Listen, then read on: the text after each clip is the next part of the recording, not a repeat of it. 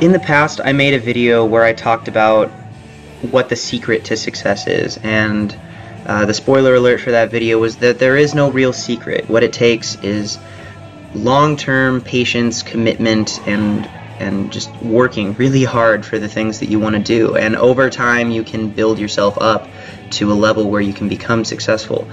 And I think there's something that I didn't mention in that I would like to add to it now, at least, and it's something that's been on my mind as of late. And it is, even though the patience and consistency is important, you have to be willing to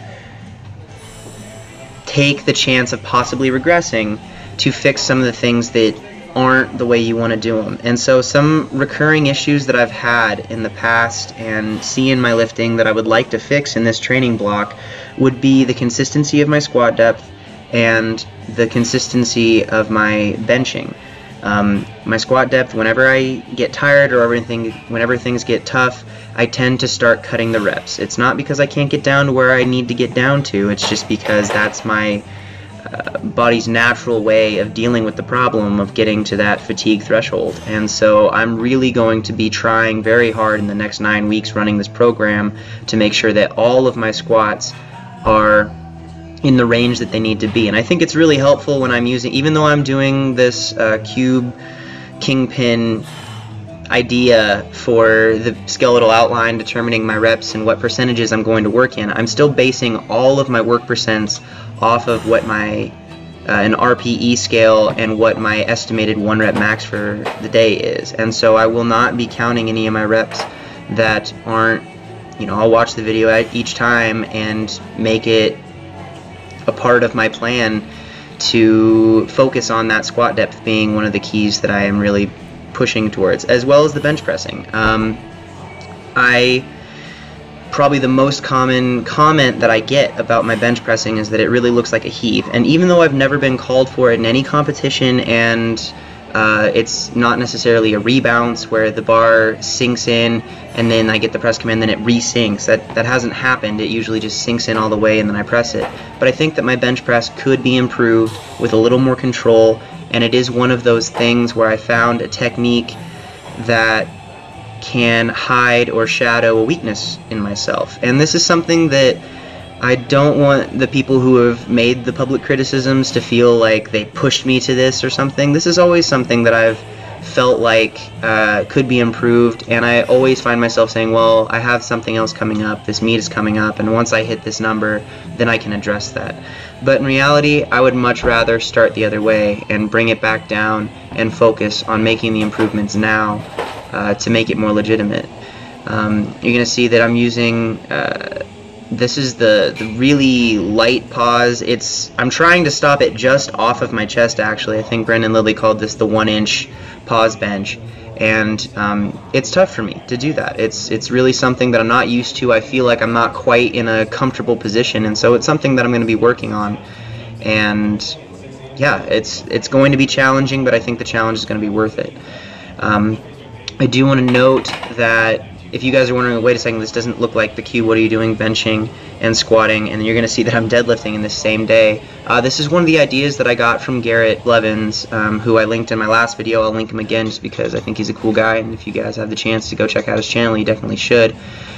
Where the way that he modified the program to put more frequency in for the lifts, which I think personally is very important for my lifting and any advanced lifter who, I think Chad Smith, when he was running the cube, added some squat frequency in, because once a week is not as universally effective for the lifts as people might think. In American programming, it tends to be the case, but a lot of times in the other countries where you see some of the bigger numbers in the raw divisions, more frequency is something that they really utilize.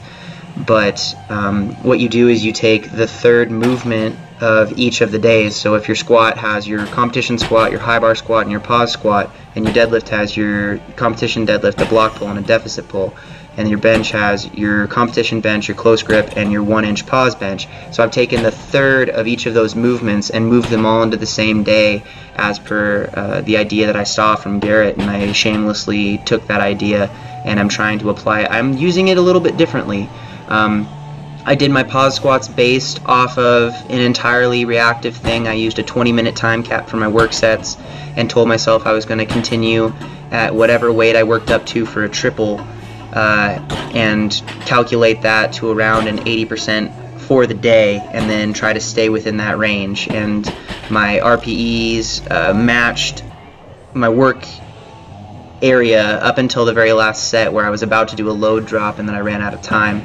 The benching is one of the cube protocols. I didn't change the weights or anything. The deadlifting, this is, I'm not sure which day I was utilizing it from, but it was 2 to 3 sets of 8 at 65% or something.